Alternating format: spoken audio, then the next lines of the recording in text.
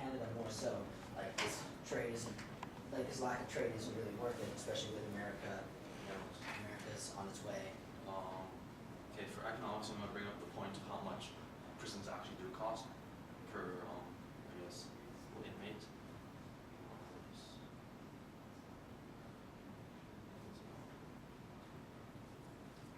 actually quite a lot of money to fund, I guess.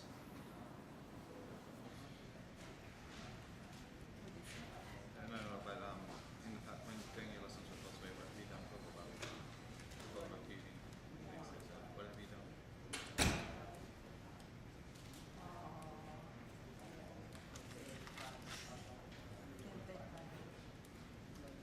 So let's say they say something like, this would be a positive effect upon Canada because And I call this speech to order. I call first proposition honor to the stand. Deliver a speech lasting 6 minutes. First and last minute protected time. Start whenever you want. Thank you, judges, moderators, and the opposition for coming out here today to debate this bill. This House would legalize marijuana. This House, being Canada, I'd like to go over some of the restrictions and things we've decided to put on this bill here today. First of all, we believe that you should be 19 years of age or older before you can purchase and consume marijuana. Now we believe we will give the option for people to obtain licenses to sell or to grow and to be government, and it's going to be a government-run, effectively a government-run operation or a government-run business. We will have regular product checks in stores and places that are licensed to sell marijuana and grow marijuana, and we would release the people who are jailed for marijuana-related activities, as long as they have no known gang relation.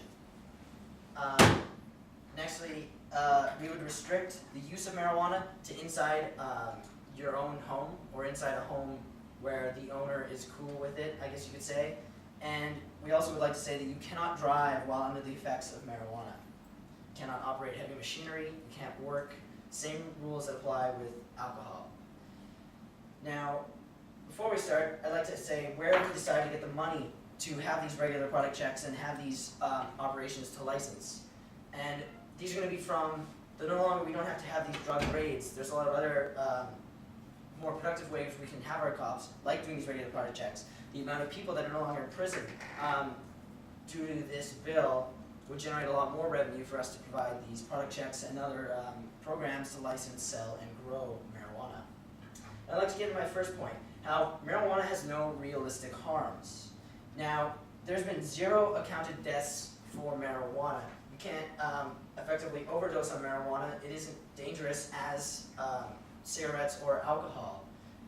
The potential harms of marijuana are not permanent, unlike many other drugs like heroin and crack that are terrible for your health regardless of how many times you use them.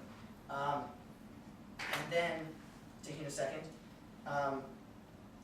yeah, marijuana has no realistic harms. It doesn't cause anything. It doesn't cause aggression or many other things like alcohol and other substances, yes. Say there are no realistic harms. However, is it not a well-known fact that marijuana is a carcinogen?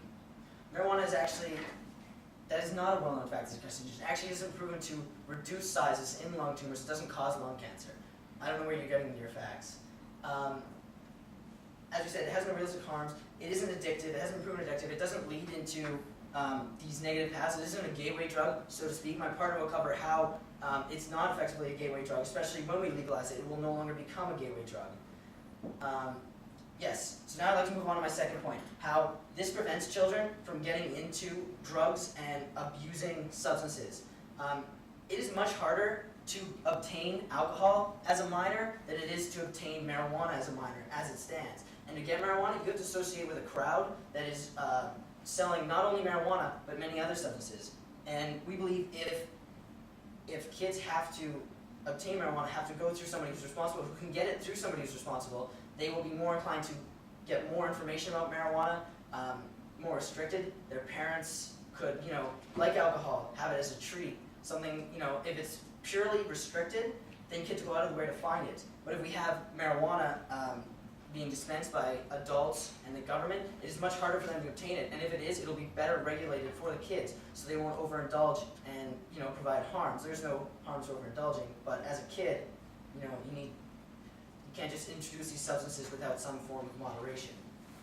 And lastly, I'd like to talk about my objects argument, how this affect the globe. Now, America, as we speak, is on its way to legalizing marijuana. There's been many bills passed in California in a step forward, and other bills that have decriminalized it in many states in America. And we believe if Canada is on the forefront of this legalizing of marijuana that has been proven to have no harms, that has actually been considered to be legalized by states like California, we believe that the world is always changing, and we need to be on the forefront of changing it for the better. And Canada, as it stands, even since marijuana is illegal as it stands, is still a big deporter of marijuana and is known for marijuana, BC bud, among many other things.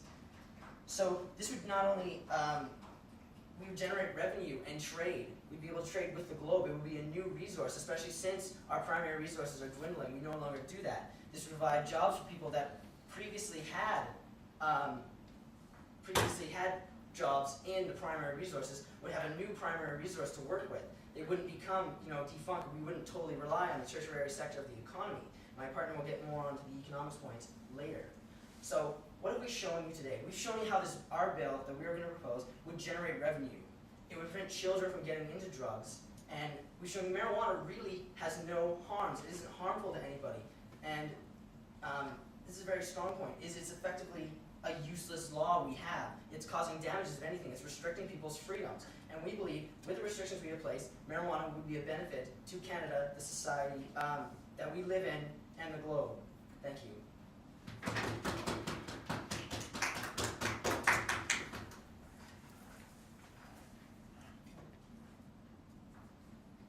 I now call Fred consent to deliver a constructive speech, not less than more than 60 minutes, first and last minute protected. Start whenever you want. Thank you, honorable judges, honorable proposition, and everybody else in attendance today.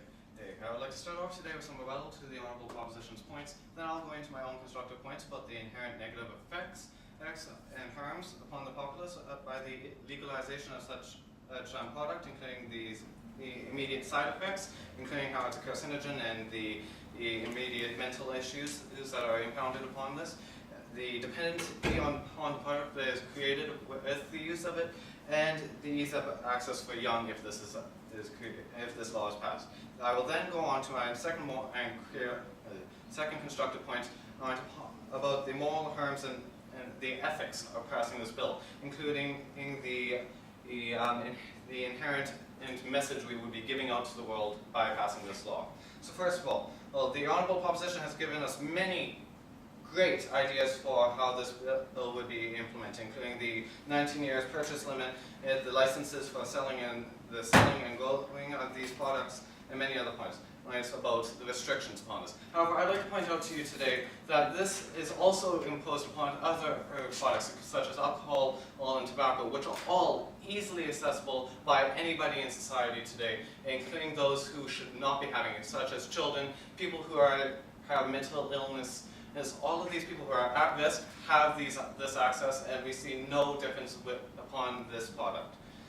They also went into how they would release all these people in jail upon marijuana charges. How is this good for Canada? These people have been implicated in a criminal offense at the time. The current standing for law is if a law is revoked, it will only be revoked that time and passed. It will not be revoked for people who are charged with it in the past unless it is a human rights issue. This would be counterproductive to every single other law that we have ever had. The honorable proposition also said that they would restrict the use to home. This would be, in effect, a moral and a human rights charge in itself. We cannot tell you that you can only do an act in one place. Yes? On that point, Yes. how the second-hand effects of marijuana can still people get high, people who might not necessarily want to get high. So restricting it to use inside the homes still lets people use the substance, gives people's freedoms. This is actually giving